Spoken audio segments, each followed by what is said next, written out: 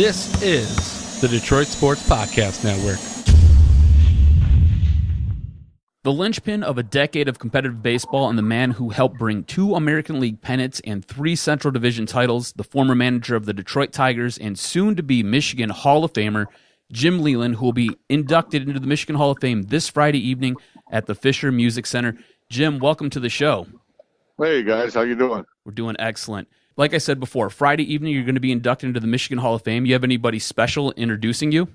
No, I don't really know how they do it. I think they have an MC that must introduce all the Hall of Famers, and then I think you go up there and they just ask you a few questions. It's kind of a quick program, really, which is good. I don't think there's any speeches or anything by the people being inducted, so I think it's just a kind of a little Q&A, and for the people that come, and that's pretty much it. How did you feel the moment you got the news that they called you and contacted you and let you know that, hey, we'd like to induct you into the Michigan Sports Hall of Fame?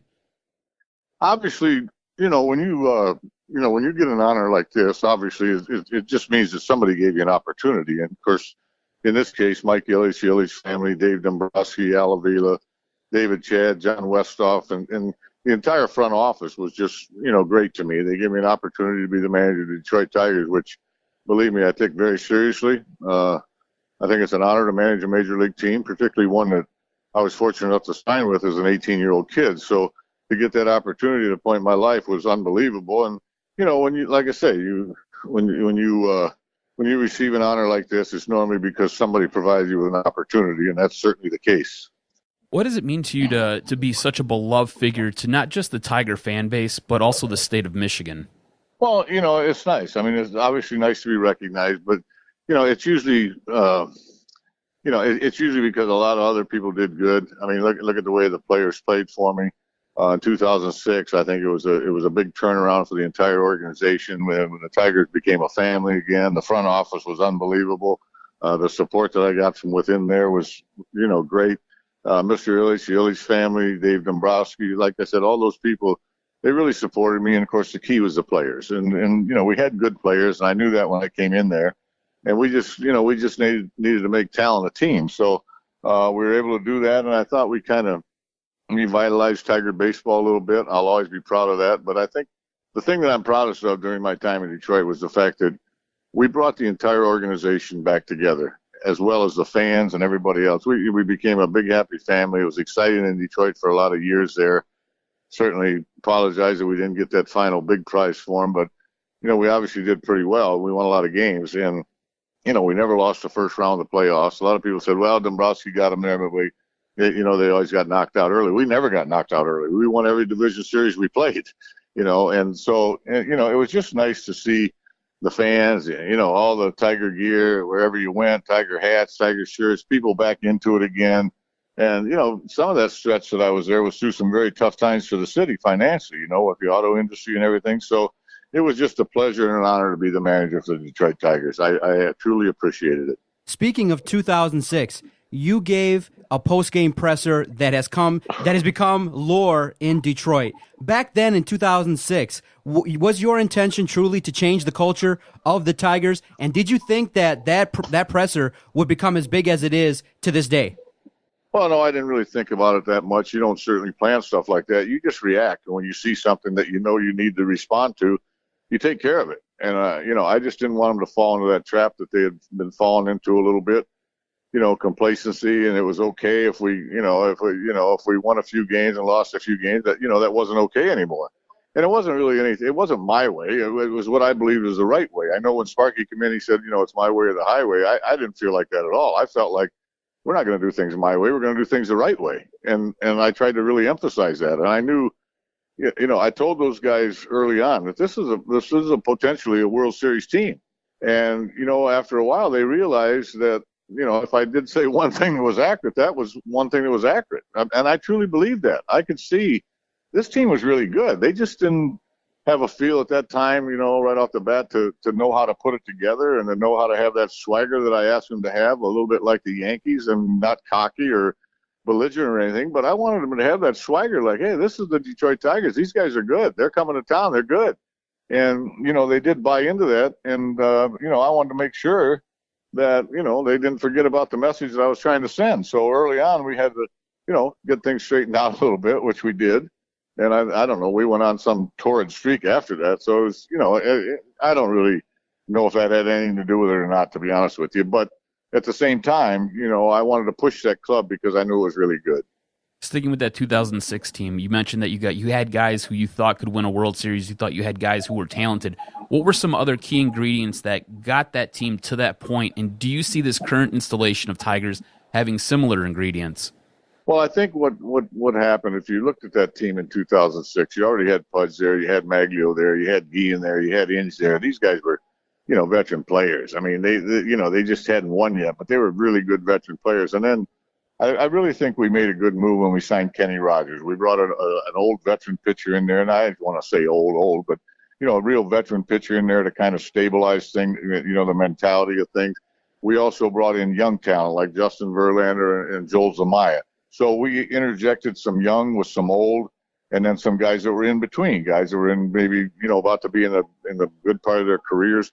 So I thought there's a big key and a knack to knowing how to put a team together. And I thought, I wanted to take that young talent. Verlander, you could see, was a young stallion that was going to be good. You could see Joel Zamaya had an arm that was unbelievable at the time. They talked about the bullpens in Detroit. In 2006, we had Joel Zamaya, Rodney, Todd Jones, Jamie Walker. I mean, these guys were good, And so, we put that team together. It came together, I think, because everybody got on the same page. As a manager, if you get your veteran players to buy into what you're trying to accomplish, you got most of it whipped. Now, speaking of the current roster, obviously we're going to face some tough times with a turnover of talent going more towards a team filled with prospects. So I want to ask you, as a former manager, now that the Tigers are going to be filled with a bunch of younger players, a bunch of younger prospects, as a manager, what are you looking for in a young player as he makes his way early on onto a major league roster? What does a manager look for in terms of progression and game to game in terms of what he can do on the baseball diamond?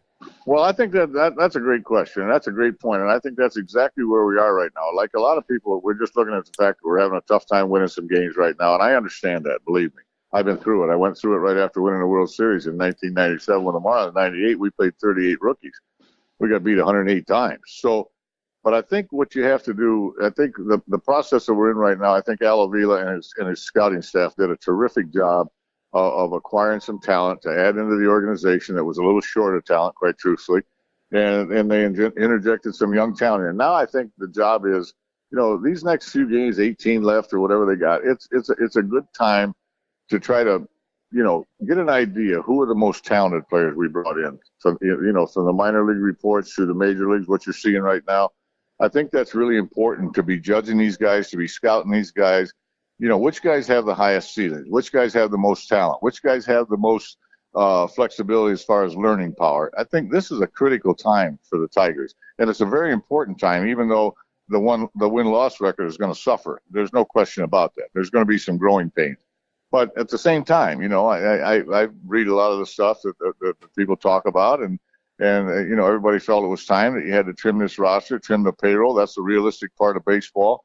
And you can't have it both ways. You can't get upset when you do that. Nobody wanted to see JD go or Upton go or JV go, but at the same time, you have to do those things when you're gonna revamp and start over. So I think the biggest key now is I think we have a big job on our hand right now. Brad and the coaching staff is to evaluate this talent, see how good this talent is, see which ones are going to be there when you get good again, and which ones can be there when you get good again. So I think there's a big task at hand right now. I think it's very important.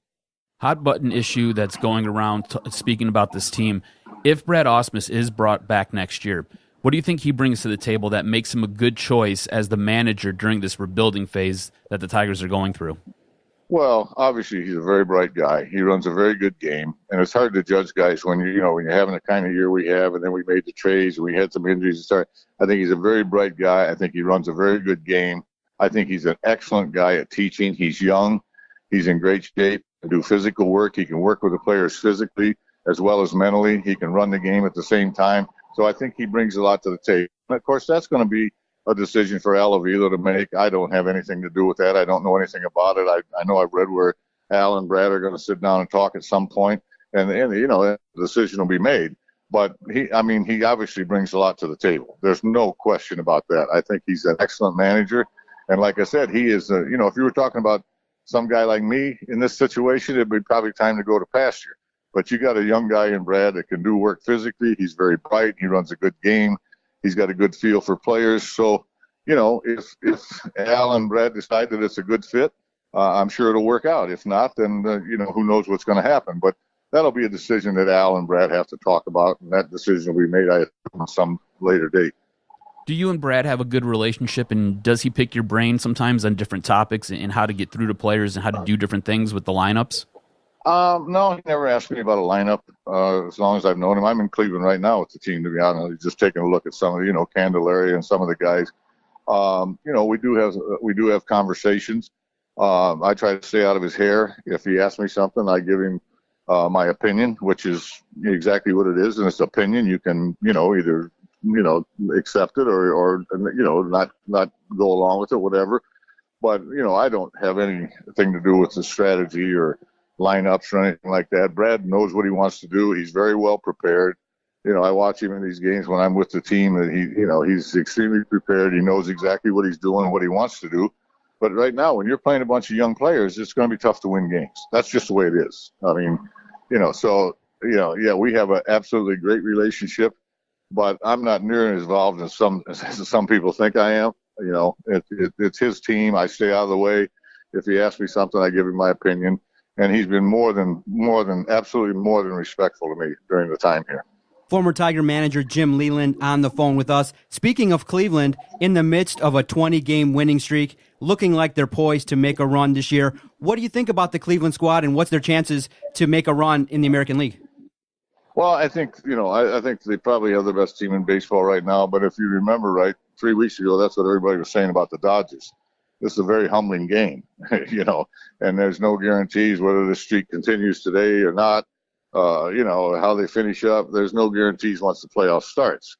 The playoffs is a whole different ball game, and there's no guarantees. Now, it's Cleveland on paper, and what they've done look like the best team they do. But the Houston Astros are pretty good. Los Angeles Dodgers, they have a great team, yes, but the Arizona Diamondbacks are pretty good. Chicago Cubs, defending champion, Washington National. So there's no given in this business, and it's very difficult. It's very hard to win. I think that's what you find out. Winning a major league game is precious. It really is. If you win one game, it's precious. Any major league game you win is precious. It's very hard to win. And, Cleveland's making it look easy right now. But postseason time, it's not going to be easy because you're going to be seeing a really good pitcher every day. And they shut the offense down. If you look, Boyd threw a few too many pitches, but Boyd pitched a good game last night. He shut their offense down. They got 2 runs. So you got to be careful, when you pre-crown somebody as champion. I mean, it's just not that easy. Jim, we'll get you out of here on this. 2-part question for you. While you were managing, what did you find to be the most difficult situation you had to deal with, and what was the most rewarding situation you had to deal with? Well, I think the most rewarding situation for me when I managed the Tigers is, like I said earlier, we got, we brought the family back to the Tigers. I mean, the fans came back. We do 3 million people, I think, 3 times when I was there. We got the fans into it. We got the front office into it. We got everybody believing. We got the players believing. That was the most rewarding thing, obviously. The most disappointing thing and the most difficult thing was, not bringing that final prize to Detroit and Mr. Ilitch. We wanted that. I know everybody talked about how Mr. Ilitch wanted it and the fans wanted it. Well, believe me, the manager and the coaches and the players wanted it just as bad. So that was a little bit disappointing, but there were so many rewarding times. It was, like I said, it was an honor to manage the Tigers, and we won 700 games while I was there, lost 5-something. Got to the postseason actually 5 times if you count the 1 game with Minnesota. And like I said, never got beat in the first series of the playoffs. Never, not one time. And we went to 4 American League championships and won 2 of them. So, had we got that final prize, it probably would have gone down as possibly the greatest era in Tiger baseball, in history of Tiger baseball. And it's still one of the great eras of Tiger baseball. So just to be a small part of that and to be the manager of that team during that time, that's an honor. And it's something that, like I said, I don't take that lightly. I mean, so it was just, like I said, it was an honor to manage for Tiger fans and Tiger ownership. And it's something that I take very seriously. If you want to see Jim and the other class that's been nominated and awarded the Michigan Hall of Fame, you can go to mshof.org. Tickets still available this Friday, September 15th, the Max Fisher Music Center. Jim, much deserved. You did a great job. You did bring back a great era of Tiger baseball. The organization is lucky to have you still working with them, and we hope for an opportunity to pick your brain on baseball matters in the future. Thank you for joining us. No, you're more than welcome. Thank you. Thank you, Jim. Congratulations.